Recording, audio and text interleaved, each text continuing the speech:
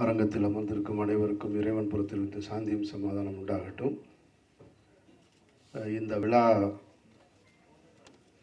ஒரு குறித்த நேரத்தில் ஆரம்பிக்கப்பட்டிருந்தாலும் அதிகபட்சமான தலைவர்கள் நிரம்பி இருக்கின்ற விழாவாக இருக்கின்ற காரணத்தினால் திரைத்துறை சார்ந்து ஒவ்வொருவராக பேசிக்கொண்டிருப்பது நீண்ட நெடிய நேரத்தை எடுத்துக்கொள்ளும். காலத்தின் அருமை கருதி என்பதை விட இங்கே நமக்காக வந்திருக்கின்ற தலைவர்களின் அருமை கருதி திரைத்துறை சார்பாக சுசீந்திரன், ஏகாம்பரம் கட்சியின் தலைவராக இருந்தாலும் நான் அவரை இன்னும் இயக்குநராக பார்த்து கொண்டிருக்கின்ற காரணத்தினால் கௌதமுடன் சேர்த்து திரைத்துறை சார்பாக ஒரு 5 நிமிடங்கள் பழனியப்பன் அவர்கள் பேசி இந்த மேடையை நிறைவு செய்வார்கள். அடுத்ததாக கீழே காத்திருந்த தலைவர்கள் உடைய பேச்சை கேட்பதுதான் மிக முக்கியம். ஜனாவை பற்றி பேசுவதற்கு எங்களுக்கு நிறைய மேடைகள் இருக்கிறது, இன்னும் நிறைய காலங்கள் இருக்கிறது. அதனால் இந்த விழாவை சிறப்பாக நடத்தி கொண்டிருக்கக்கூடிய நண்பர் விஜய் சேதுபதி உள்ளிட்ட அனைத்து தோழர்களுக்கும் என்னுடைய வாழ்த்துக்கள், நன்றிகள். வணக்கங்கள். நான் இந்த வேலையை அமீரை செய்ய சொன்னேன். எல்லாரும் சார்பாகவும் பேசியிருக்கீங்க அப்படின்னா, ஏன்னா ஆர் விஜயகுமார் அவசரமாக வெளியே கிளம்பி போகிறாரு ஞாயிற்றுக்கிழமை அன்னைக்கு அப்படின்னா அண்ணன் திருமாவளவனுக்கு எவ்வளோ வேலை இருந்தால் நான் பதறிக்கிட்டே இருந்தேன். அப்போ இவ்வளோ பேர் அண்ணன் ஐயா நல்ல கண்ணையா எல்லாரையும் உட்கார வச்சுட்டு பேசிட்டே வேணாம் சொன்ன மாதிரி பல ராத்திரிகள் பேசின பேச்சு இருக்குது. நம்ம தம்பி முரளி சொன்னார் இல்லையா, இந்த நினைவு ஜனநாதன் நினைவாக வெளியிடப்பட்ட இந்த புத்தகத்தில் திரு மு க ஸ்டாலின் அவர்களை தொடங்கி எல்லாருடைய தொகுப்பு நான் வாங்கிட்டேன் எப்படின்னு சொன்னார்ல, அதில் இல்லாத ஒன்றே ஒன்று யாருடையதுன்னா என்னுடைய தான். முரளியால் 4 மாதம் வரை யார்கிட்ட வாங்கவே முடியலன்னா எங்கிட்ட மட்டும் வாங்கவே முடியல. ஏன்னா எதை சொல்கிறது எதை விடுறதுன்னு தெரியாமல் யோசித்து நாள் தப்பி போயிடும்ல, அவ்வளோ இருந்துச்சு ஜனாவை பற்றி சொல்வதற்கு. ஜனாவுடைய வாழ்வில் நான் ரொம்ப முக்கியமாக நினைக்கிறது உதவி இயக்குநர்கள், அவரிடம் வேலை செய்யாத உதவி இயக்குநர்கள் எல்லோரும் அவர் மேல் கொண்டு வந்த அன்பு தான் அவர் வாழ்க்கையில் ரொம்ப மிகப்பெரிய பெற்ற சொத்து நினைக்கிறேன். காரணம், எந்த உதவி இயக்குநரை சந்தித்தாலும் அவருடன் என்ன சொல்லுவார்னா, போயா போய் கதை சொல்லியா கேட்டால் ஜனா டச்சிடாதேன்னு சொல்லிடு அப்படிம்பாரு. தன்னுடைய லேபிளை யாருக்கு வேணாலும் கொடுக்கலாம், அதன் மூலமாக அவன் ஒரு படம் பெற்றணுங்கிறதா முக்கியம்னு சொல்ற இயக்குனர் இருக்குல்ல, அதுதான் ரொம்ப முக்கியம். பல இயக்குனர் செய்வானா வேலை செஞ்சாலே அப்படியா அந்த பயிலுக்கு ஒன்றும் தெரியாது அப்படின்னு சொல்ற காலகட்டத்தில் யாரோ ஒருவர் வாய்ப்பு கிடைச்சா போதும்னு சொல்றது ரொம்ப முக்கியமானது. அதனாலதான் உதவி இயக்குனர் மத்தியில் அவர் அவ்வளவு பெரிய பாராட்ட பெற்றிருந்தார்.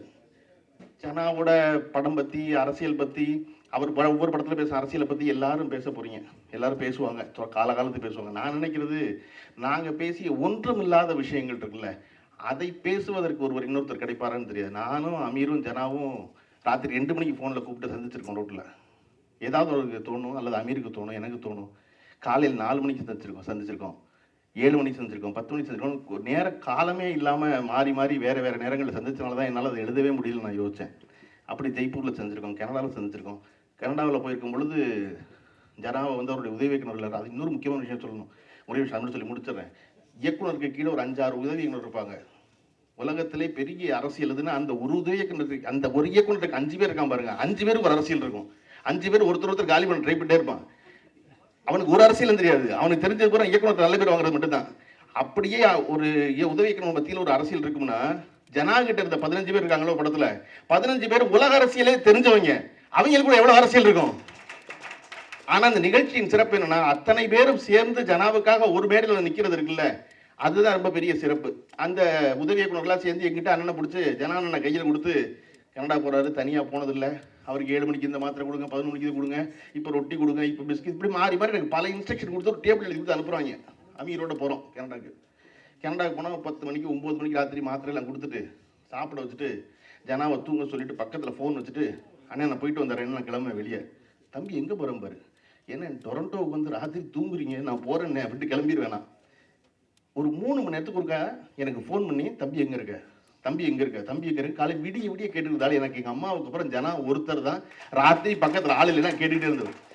அப்படி சொல்வதற்கு ஏகப்பட்ட கதை இருந்தால் கூட இதையெல்லாம் பேசிக்கொண்டே இருக்கலாம், இதை எல்லாரும் தனியாக பேசலாம்.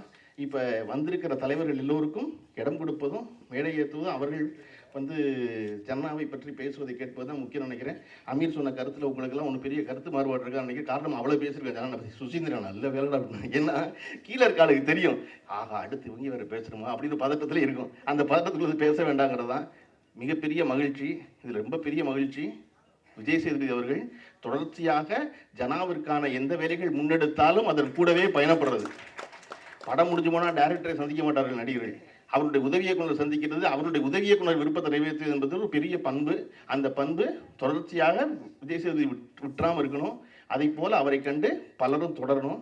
ஏன்னா ஜனா வந்து 100 கலைஞர்களுக்கு வந்து தங்கத்தில் கொடுக்குறதுன்னு சொன்னோன்னே யோசிக்காமல் 100 பவுனை கொண்டு வந்து கொடுத்தவர் விஜய் சேதுபதி. அது ரொம்ப பெரிய விஷயம்.